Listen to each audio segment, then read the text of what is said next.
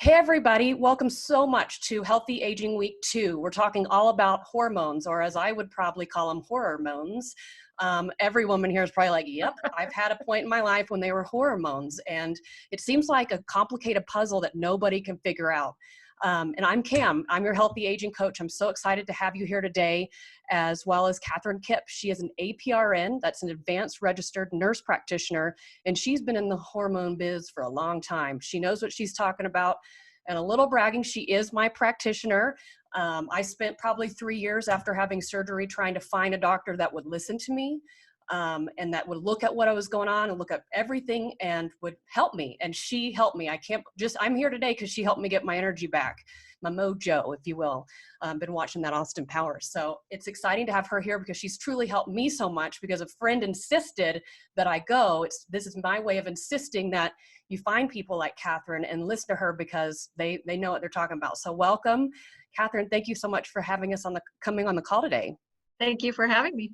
Can you tell us a little bit about yourself, where you're from, your training, what led you to, how long have you been in the hormone business, and what led you, why are you passionate about it? Well, I started just as a registered nurse and was doing labor and delivery, and it was always a passion of mine to go on and get my advanced practice or nurse practitioner. So I did a family practice, and out of school I ended up doing a little bit of fertility, and then I also worked in internal medicine. Being the only female in the office, I ended up doing all the pap smears and the hormone stuff, and I just was finding that people weren't happy. About that same time in my life, I started having my own hormonal stuff, and I was not liking the answers I was getting from my colleagues. So I did a little more investigation, started looking into bioidentical hormones, and then life took off from there. So the past 20 years, I've just been passionate about helping people fix their hormones. It's awesome. We need more of you. I've taken a few hormones before, and what you prescribed to me, like, it fixed my insomnia so fast. It's just so great to sleep just by bio. Can you explain a little bit about what bioidentical hormones are? Well, there's controversy over that term bioidentical, but basically what we're looking at is the chemical structure of the hormone. Bioidentical is not necessarily, air quote, natural, but bioidentical means that the chemical structure is similar to what our human body. So if you looked at the chemical structure of an estrogen or any hormone, what we're putting back is the same chemical structure. They usually have a yam or a soy base, but they are manufactured in a lab, and that's where the controversy comes from pharmaceutical companies. They're like, no, this isn't any different. It's still made in a lab. That's true. But the chemical composition looks the same as what the human body knows. It makes all the difference, I believe. Just if you give your body what it knows to do something with, you can use it rather than kind of confusing it even more, at least in my experience. So that's really good information. I know with hormones, one of my first questions was just, as women, we're all past on this call, we're healthy aging. We've all had that awkward, 16, having your period at school, all that. But as we change, can you describe, after we've had babies and after we're getting a little older, what happens to our hormone system? Why are we why are we so different? What is going on? Well, there's a lot of different players in this. So it's a pretty complex question, but let's just kind of break it down. As we age, we're born with all the eggs we're going to have, right? And so by the time we even hit puberty, we've got half of the ones we were born with. And then as those start to mature and we go through the cycling, that's where we get our hormones. The first part of the cycle, we're growing the estrogen side as the egg grows. The second half of your cycle is after ovulation, and we make a hormone called progesterone, and that becomes a balancing hormone. So what happens as we age is those eggs are getting older and older, or they're affected by things in the environment, our lifestyle, chemicals, outside hormones. A lot of people know that a lot of our food has got hormones in it. And so we have to be careful. Those kind of things become hormone disruptors and make a change in what our normal body function. Then the closer we get to menopause, the more those eggs are not doing what they're supposed to. So we start to get the imbalance of those hormones, and that's why things change. That makes sense. And there's a new fun term just being thrown around by people called perimenopause. Did I say that correctly? And that's perimenopause. And that's a 10-year time frame prior to getting to menopause, which is the absence of menses. And even in the recent last couple of years, menopause has always been about the age 50, 52 has been the average. But recently the new literature is saying in our 30s.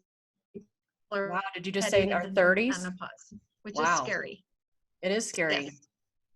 What are some reasons why, like if you had to give an opinion of why we're seeing that is such a huge down, like age range, what is going on? First, I would say chemicals in our environment, the plastics, the fertilizers, the pesticides, the leads, all the toxins that we are exposed to in our environment on a daily basis. Stress levels are higher, not even talking about the COVID virus, right? But that's adding an extra stress. But our world is so fast paced and things are changing all the time. There is stress. Whether somebody feels stressed or not, there is stress in our environment, and that's affecting the way our hormones. Nutrition. We may be a society of plenty of food, but are we really nutritionally sound? Or are we feeding our body with things that aren't nutritionally balanced? I really like that, nutritionally balanced. Like we might have a lot of food, it's everywhere, we're throwing it out, but is it food that's actually the fuel that's going to rebuild? And as we grow older, I know our cells, as we're replicating, they don't replicate as well. And you want to give them all the ammo you can. You want to have all the best ingredients and the best supplements to give your body a chance to rebuild and replicate and kind of push off that internal clock as far as possible. I see the same thing as you. It's just these factors are just kind of pushing in and kind of taking our clock down a little bit. Right. This might have been our expiration date, but it kind of brings it But in a little bit more. society is what, we push stuff with advertising and, things. So we get to where we like junk food and we like soda and we like sugar and we like stimulants, but those are not necessarily good for our body, right? And so we're finding that they affect our longevity and our health overall. That makes sense. And I guess that would kind of explain, I have a lot of friends that talk to me about all of a sudden I started later in life, like in their 30s, started getting horrible periods after being balanced for a long time, where it's just like, what's going on? I'm raging, I'm cray. I mean, I'm raising my hand because I get that way, or I used to before Catherine. So what is causing that? Why are all this, it's just like you're going along fine, and then your periods get all off and they're horrible? Well, the first one, there's a lot, again, that's a loaded question. Lots of information out there. Yes. But one of the main things that I run into often is the imbalance that happens in our blood sugars or our insulin levels in our body. And that's a whole nother topic just in of itself. But that is, again, a hormone disruptor. It gets in and throws the cycles off, and we stop making enough of the balancing hormone progesterone. That's usually the first one that we see. We start getting a rise in estrogen, which is a really awesome hormone that helps our brain, but too much of that becomes irritable and fat storing, and we have heavier periods. You get the blood clotting, which can lead to things like anemia. So again, there's a lot of different players in that, but I really do think nutrition plays one of the biggest roles in getting our hormones to balance and make the correct hormones. No, that totally makes sense. My healthy aging tip of the week in the worksheet, guys, was to eat your breakfast, because as she was talking about, it seems basic. That's probably the number one tip we've heard everywhere. But if you really think about it in the morning, that if you set yourself off with breakfast, that's what affects your blood sugar. So if you're eating something, a well-balanced breakfast in the morning, you're setting yourself up for better balance all day long. But that's the point, a well-balanced breakfast where most people have a bowl of cereal, a piece of toast, a cup of coffee, a bagel, a donut. Those are not well-balanced ways of starting your day off. I put in there a blood sugar chart. If you guys, when you see that worksheet, you'll see about your blood sugars and what happens when they rise and fall, and the importance of eating a healthy breakfast to keep yourself off a roller coaster all day. So you're more just kind of steady cruising into the evening rather than. So definitely read that, guys. That's very helpful with the nutrition to start thinking about. So another thing I get a lot of questions about is sex drives. We're going to talk about that. What happens? Like, it just seems like a big complaint we get from women. Not only that, our bodies change, our hormones change, things might not be as lubricated, things like that. Like what? Let's talk about that. Let's just put that Okay, on the let's paper. talk about one of the bigger causes is the amount of birth control that's in the world, right? So we've got the beauty of being able to family plan and decide when we want to have children and not have children, or if we do not want to have any more. But those birth control, the ovaries from making their hormones the way that they're supposed to. Then we get that imbalance. When you use birth control, it not only blocks your estrogen and progesterone, but it blocks your testosterone levels. And testosterone is where your sex drive is going to come from. And it also helps with, testosterone is a very good brain hormone that helps with anxiety and depression. It also raises a chemical in the body called sex hormone binding globulin. And the simple way I talk about that, it's like duct tape that takes your hormones and binds them up, and so they can't be used. So even if you had testosterone, it's blocking that. Estrogen, higher estrogens are sex hormone binding globulin. And then again, back to the kind of diet we have, the refined processed foods are increased sex hormone binding globulin. And then stress. Stress is a big one. And stress can be like, life is crazy, but stress can be the toxins in the environment, medicines and chemicals that we might ingest. All of those things become stressors to the body, and that will drop testosterone. And then when people get off birth control and as they age and you know they've gone through things and they're going through the change and no longer producing eggs, like what happens with all your sex hormones then when you're birth control free but lots of changes? Yeah, but as we age, all the ovaries again are not working the way that they used to and giving us those balances, and so all hormones start to drop or they'll become imbalanced. Like initially, I was making a lot of estrogen in my body, but not enough progesterone to balance that. Therefore, I had the higher, we call it estrogen dominance, and again, that's a blocker of testosterone. So any hormone that gets out of whack can cause a problem. Environmental chemicals like phthalates and BPA and different plastics and things like that, they can get in and they get bound up in the receptor, and then our real hormones can't get in and they get bogged down. That makes sense. So that shows how much lifestyle changes across the board, not just eating healthy, but the last week is actually stress week. And we're going to talk about stress and how it happens and ways to get, because it's one thing you could take the best supplements in the world. You can eat the best diet in the world, but if you don't take yourself out of flight or flight syndrome, it's no good to you. So de-stressing is one of the and laughing and enjoying sunshine is actually one of the most crucial parts to your health. And that's the good news, right? Yeah. It's like just that simple, right. Getting yourself through stress. That's awesome. And as we're talking about sex and sex drives and things like that, I did want to ask, I don't even know the answer to this question. So I'm going to be like, let's see.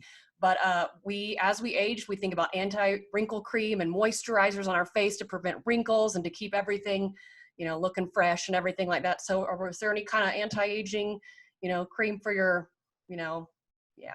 Yeah. So again, estrogen is one of the best hormones that balance the vaginal wall.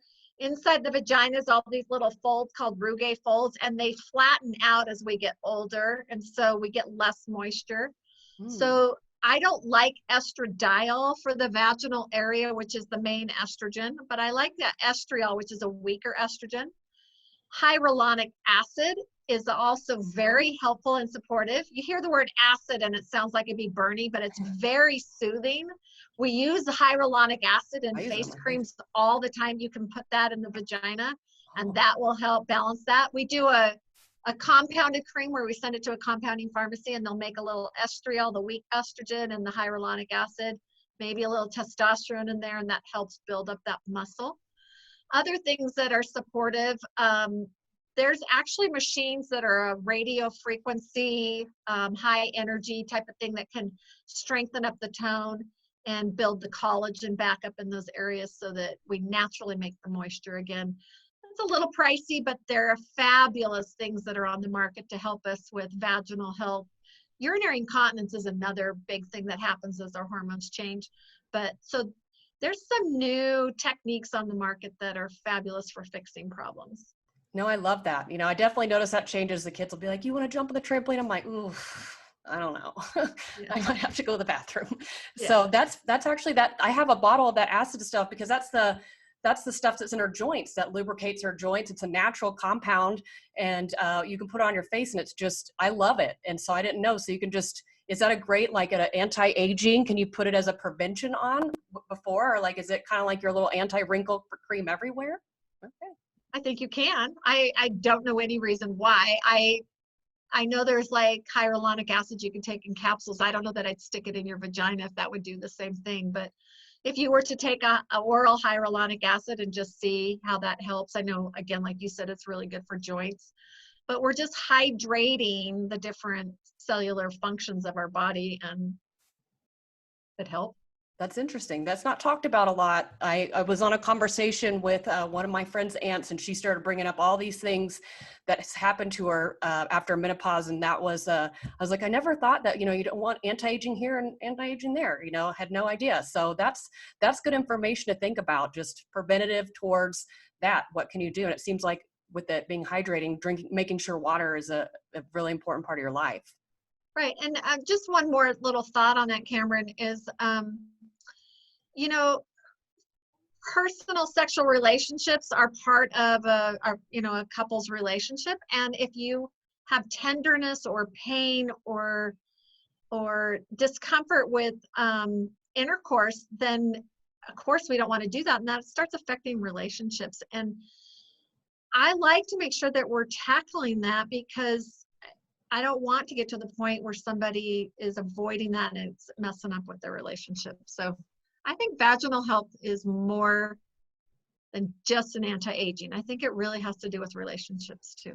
I agree with you. It wasn't easy. I was like, I'm going to type this question out, but it's something that nobody talks about, and it's really important, and it's nothing to be embarrassed about. As you can hear, it makes me feel better to realize just kind of what's going on in our body. So it's not an embarrassing thing. It's just part of aging, and being aware of healthy aging, that this is every part of your body is something you should take care of. So there you go. New things to learn and me to research later. So another thing I wanted to tackle was chronic disease. I know I came to you because I had endometriosis and Hashimoto's and anemia and all kinds of fun things. And it just seems like my generation, the statistics are out of control, that people are getting autoimmune left and right. Can we talk about that a little bit? Why are you seeing that? What's going on? I think diet plays a big role in that. And we did find that gluten was an issue for you. I don't know that it's the issue for everybody, but we have more exposure to gluten than ever in the world's history. We don't have to grow the grain. We don't have to harvest the grain. We don't have to thrash the grain. We don't have to mill the wheat, right? We drive through, or we go to the grocery store and we pick up our wheat and our gluten. So there's no processing that we have to do to get it. So we're overabundant with the amount of processed foods, gluten being one of those, than we've ever had before.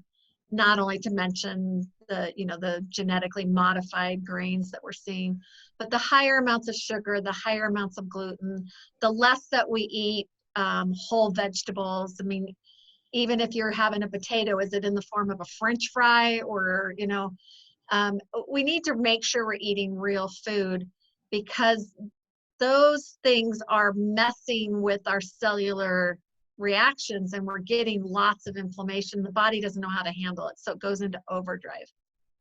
I felt that in my body for sure, just all the inflammation and overdrive. And then the triggers, just like one event, one thing that happens to you just triggers all these other fun things that come from this root cause, like autoimmunity and inflammation. So, and what about, it's like everybody I know, we might as well just have, like, I have PCOS or I have endometriosis. It's insane amount of women. I mean, it's a big club. You're not exclusive anymore. I mean, it's a lot of people have that. Why are we seeing more chronic diseases like that? Again, same. I think diet plays a role in it. Stress plays a role in it. And that throws off our hormone balances. And we need to be more aware of that and fix them. Typical, you just mentioned PCOS, polycystic ovarian syndrome. We're seeing a lot of that. Typical treatment for that is to give a woman a birth control pill to regulate a cycle that's imbalanced. That does not fix anything. That masks a problem that has to be dealt with, and that is always an insulin problem. There is always a blood sugar regulation with that, and often a thyroid problem going on in that too, not to mention what it's doing with the balance of hormones. So you have to get to the root cause, and we need, as a medical community, to stop masking problems with pills.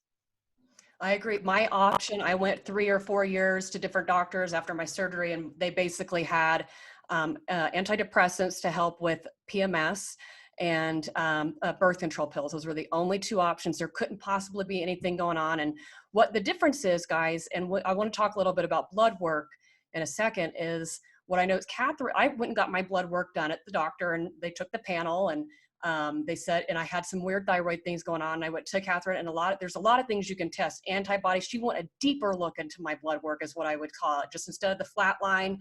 And she heard my problems and said, we need to look at this. And so doctors out there that do listen, and APRNs and practitioners that can run the panel and look deeper into the roots of what's going on. That's an important thing I want everybody to take from this call, is learn how to ask for deeper blood work. Can you talk a little bit about that? Yeah. Typically, a panel that is run, say you go to your gynecologist for your annual every other year, they'll do a CBC, a chemistry panel, and maybe a TSH. But like you said, Cameron, we need to know what it's doing at the thyroid level. That's the T4. We need to know what it's doing at the cellular level. That's the T3. We need to look at the antibodies, because that's where we miss stuff all the time. The body starts self-attacking. It will pump out these antibodies. And that's where we need to get to the root cause. And we can do that with a lot of different things. That's thyroid in general, but just finding out more detail. It's just looking for clues. And the more things that we look at, the better the clues we're going to get to have solve the problem. Well, I love Dr. Grace. She's a pharmacist and founded the Gut Institute. She was last week's call, and she has a saying, test, don't guess. And I love that, because you can test so much now. You can test your hormone panels, guys. You can talk and say, hey, I want to get tested at different times because your hormones are different. You can see exactly what's going on. You can see the antibodies. This is not, it's about asking for the right, like, I want a deeper level. I want to test antibodies, because the answers were right there in the numbers. And it's just about finding people that understand those. So that's really good advice. And do you have, like, just as a healthy aging tip, what should people, if you're lucky enough not to have a chronic illness, what should people do every year? What kind of blood work should they look at? Like, what are some good maintenance tips? I would definitely say vitamin D levels are very important, because as we age, vitamin D is so important for our muscle and our brain and our bone. We don't want to get that osteoporosis and just become weak. It also builds your immune system. So vitamin D levels, hormone levels, I think should be checked on a pretty regular basis. And again, they do change. If you're a cycling woman, they change throughout the cycles. So we're pretty picky on the day we look for them. Thyroid level, I'm looking at a deeper level. And then I do like a chemistry panel, but I look at it a little bit different. We're looking at how well the kidney's functioning, how well the liver's functioning. Do you have a pH imbalance? Are you getting the right nutrition? There's other tests that look for food allergies. There's tests that look at micronutrients. If you're wondering if you're missing like the right nutrients to balance that, we can look at, so that kind of guides you as to where to go nutritionally and what you need to be focusing on. No, I say I went 10 years of my life without getting regular blood work. And I just think, why? Because you can track it, and you can start being like, wow, over like a couple of years ago, I was fine here, and look at this. And it really gives you, I think that's one of the cornerstones of healthy aging, is test, don't guess, know your numbers and track them, and be aware that this is what's going on in your body, nobody else's body. And so, when they give you a report at the doctor's office, keep it, look at it. You're in your best interest, your hormones and your healthy aging. Take charge of that. So let's learn a little bit from you. What are some 3 tips, guys? This is in your worksheet, just to fill out, that you would, for healthy aging for hormones, just 3 things that people can do. They could take away that can help us with some healthy aging. Eat good food, drink water, get enough sleep. I love that. It sounds so simple, but It is I think if anything during this coronavirus time, I was just talking to my husband about this, how it's like, it's really teaching you to take a step back and think, what if I remove all this? It helps with your stress, because water is the foundation of your cells. Your cells are what make you up. And if they're dehydrated, that your skin's going to look dehydrated, your organs are going to look dehydrated, your ovaries, your everything is not. So water, you should be drinking half your body weight in ounces. So if you're 150 pounds, you need to drink 75 ounces of water a day. And one thing, just get a cup and actually measure, be like, this is actually what I need to be drinking a day. Lay it on the counter and drink it all day long. It doesn't have to be guzzled. Just drink it all day long. But actually, test, don't guess, know your number. How much do you weigh? Divide that by half, and that's how many ounces you should have. Really see and you'll find out that you're not drinking enough. And I found in my years of coaching that, like, just doing that, people are, I don't really need you anymore. It's like, yeah, it's amazing how much just water and a good night's rest and a good quality meals make you. It's not simple. It's the truth, It's the truth. Mm-hmm. It's the truth. Well, on that note, guys, this is the time to drop your questions to the hormone master. She makes it not sound so horrifying. I'll stop. So it looks like we have 2 questions already. Can you see the chats there, Catherine? Do you see on your Zoom if there's a button that says chat? And by the way, this chat doesn't get saved, and so it doesn't go public. This is just us seeing it. You're welcome to private, but this isn't going to be, this is a time to ask a question. We've already talked about how we lubricate our labia, so we can talk about anything. So here, did you see the chat? There's one that says, what do I think about pregnenolone? I love pregnenolone. Pregnenolone is the mother hormone. It helps with memory and focus and well-being. It's not one that I would just give unless I check a level, because I've checked women and they're fine, but I have a lot of women who are very low in pregnenolone. It's got a direct correlation with helping promote progesterone production. And so I do think pregnenolone is a very important hormone. I like a level of 60 to 100. So anything below 60 probably should be supplemented. I start usually with 10 milligrams and work up from there. That's good advice. I haven't taken that one. So another one that says the chiropractor, D-chiro. It's D-chiro and inositol. Inositol is a B vitamin, an excellent way to help balance blood sugars and insulin levels. D-cryo-inositol helps with androgenic side effects like acne, facial hair. So I use a lot of D-cryo inositol with my women who have polycystic ovaries. I use a lot of both myo and D-cryo-inositol to help balance blood sugars and get ovaries to turn back on. Way back in the beginning, I mentioned that insulin is one of the biggest disruptors of what your ovaries will do. So we use a lot of myo and D-cryo to help regulate ovarian function.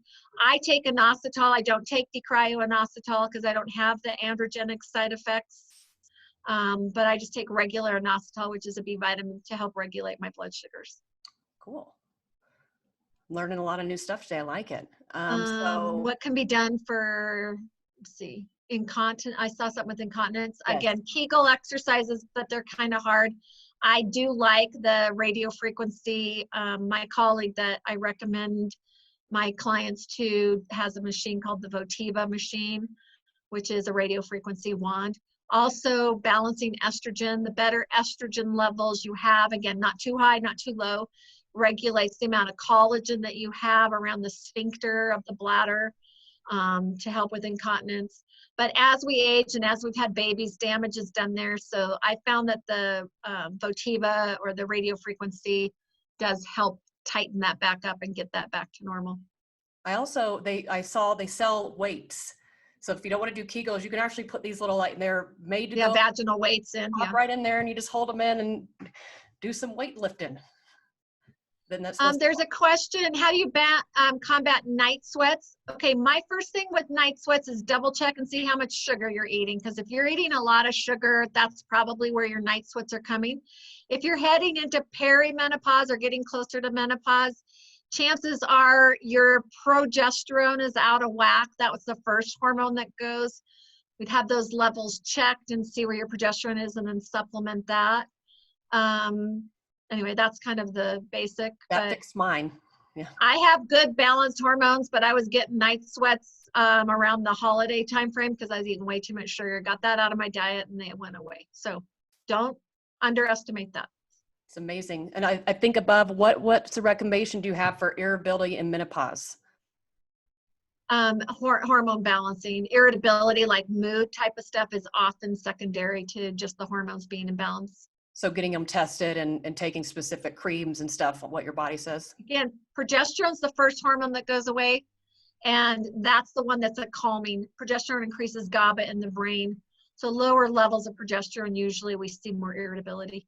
I feel like that one's really helped. And I took your advice. I take 2 during little extra irritable days, so, and it does help. It's amazing. Just those little drops, how it kind of turns your body out of whack. So, somebody's indicated that they are taking biorestoration,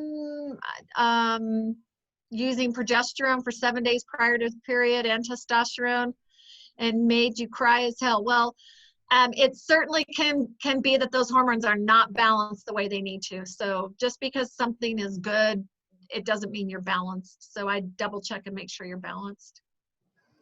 Spironolactone is an excellent medication that blocks aldosterone, which causes some acne if it's related to aldosterone. So this is a good question, because it seems like a couple of people are like, how do we find you in other cities? I know are you able to meet with people that haven't met with you? Like, talk a little bit about how people can get help. Yeah, telemedicine, they're opening up now with COVID, but telemedicine, some of the rules are you have to actually be seen in an office at least one time in order to be seen other places. So I usually recommend that somebody comes and sees me here. I'm in Orem, Utah. But I do have patients around, but what you're looking for is even a regular gynecologist, they typically follow traditional medicine and may not be as up to date on the balancing of hormones, which they should be the most balanced of all or most up to date on that, but they look at things differently. So look for integrative medicine specialist. Find a pharmacy in your area that does compounding and ask them who they recommend. I get a lot of referrals from our compounding pharmacists here because they know who's good, and that can kind of guide you. But you're looking for integrative or functional medicine, and ask a compounding pharmacist. That's a really good tip, because compounding, so guys, a compounding pharmacy is where they actually mix up and blend it fresh, right? And it's yours based on what your doctor says. Exactly for you. So that's the cool thing. And that's a great tip, actually, just to call and ask them, because it's special people that recommend stuff like that. Another one is hot flashes. What do you do for hot flashes besides diet? I definitely check your hormones. It sounds like estrogen and progesterone are off when you're dealing with hot flashes. Hot flashes besides diet. Yeah. See if we're missing anybody. There's a lot of questions in here. So, this is a good one. Just, Jenna, you asked, how do I get to get the doctor to listen? I'd say look around. I felt like somebody told me one time, my doctor won't listen to me. I'm like, she's not good enough for you. And so it's okay. If it doesn't work for you, it's fine. It doesn't mean they're bad doctors. It just, sometimes we have to just find people that understand a different knowledge. So maybe it's time to look around or. Right. I was traditionally trained in a family practice setting, and it wasn't until I had my eyes open to integrative medicine and then went to those courses. I got a fellowship in anti-aging and regenerative medicine. So I learned more about how to balance hormones better and taking a deeper look at things. So I come at it with a different mindset, with better tools than what I think you get from just regular medical school and nurse practitioner school. Well, and one thing you even though last week was gut health and this is hormones, an integrative and functional medicine will also talk about gut health. So it's not just your endocrine system, your hormone system, which is super, super, super important. But if your gut's out of whack, a lot of doctors really don't look at gut health. And another thing, I've been in gut health for a long time that I learned from Catherine is not only just to take probiotics, but to take the amino acids that help rebuild your gut lining. And that's been a big, big help too. And I had never been recommended that before. to actually take things that help rebuild the gut lining rather than just probiotics. So a good functional integrative message is going to look at everything, your whole panel, and understand it's not just hormones. So that's the cool thing. They go and look at the whole picture of your body rather than just like your ovary or just this. So yeah, take a look at the whole picture. let's see here. Did we get anything? A lot of people are talking about. I see one about how long to stay on bioidentical hormones. I don't know. We've typically said women should not stay on hormone replacement for more than 5 years, but that was based off of the Women's Health Initiative, was fake hormones. And so bioidentical is putting back your body's same chemical structure. And I have people in their 80s still on hormones. So take them as long as you feel like you need to be on them, as long as they stay balanced. And so as far as the recommendations, that was another question. How can people like learn a little bit more about this? How can we empower people to learn more about what blood work to take when, just like people are trying to get some help here? Well, you can always, there's lots of online type of support. Suzanne Summers has made popular what we do. And so she's got some really good information in her books. Christiane Northrup was one of the first pioneers in the field that started working in bioidentical hormones. She's got some great books about menopause and aging on the market. So there is a lot of literature out there, and just doing a little bit of homework and start with Googling. We're lucky we live in a day where you can get on the computer and say Google menopause and hormone replacement, and you're going to always get the pros and cons when you do internet searches, but it can lead you to other information that can help guide you. But again, functional or integrative medicine is probably a better route to be looking than traditional. And I will add I will add a reference sheet and email it to you guys by next week for the next one, just kind of like what all this means and maybe some different recommendations and readings and things like that. So I'll do some research because I do love a good book to read when you're trying to figure it out. So I'll get that together.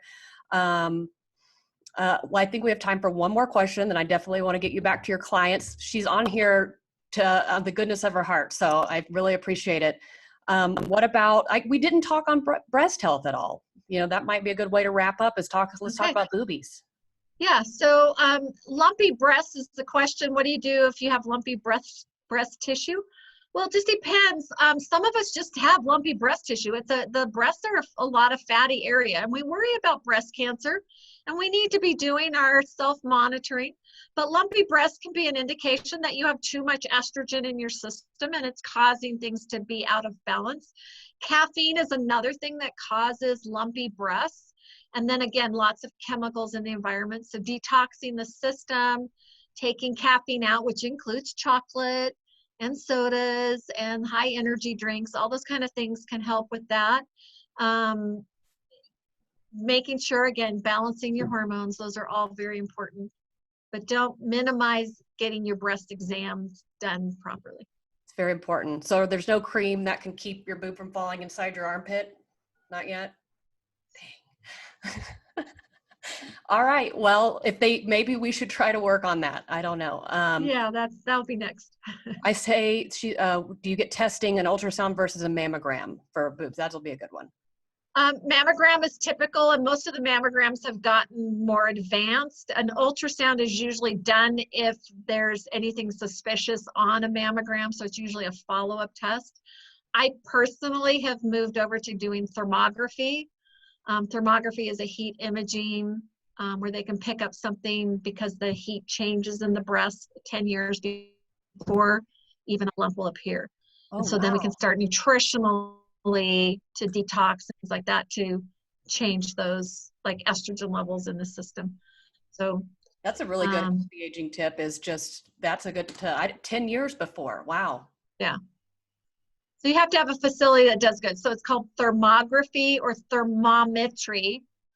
Thermography is a camera that takes a look at the breast. Thermometry is actually a probe that looks at the heat imaging by touching the breast itself. And is this newer technology, or do other hospitals have it? What are you using? It's been around for a while, but hospitals usually don't do it. It's not, it's FDA approved, but it is not in our typical insurance category of what most doctors are recommending. You know, you think about it, like if you can prevent cancer 10 years before, isn't that cheaper than getting cancer? Yep. Go figure. Okay. But it would be out of your pocket, but it's a couple $100. It's to me, it's a good expenditure of a couple $100. And a lot of things, guys, this is why it's nice to have an HSA, because while unfortunately a lot of insurance companies, these things that are really taking they might not be covered as much, but having an HSA account has been great because you can at least save for it, because I will pay anything to find practitioners like Catherine, because I spent years trying to find answers when in 15 minutes I was like, okay, I got a plan. And it was very crazy. So I deeply and greatly appreciate you being on the call and for having a passion to help women get through Thank all you. these years of hormones.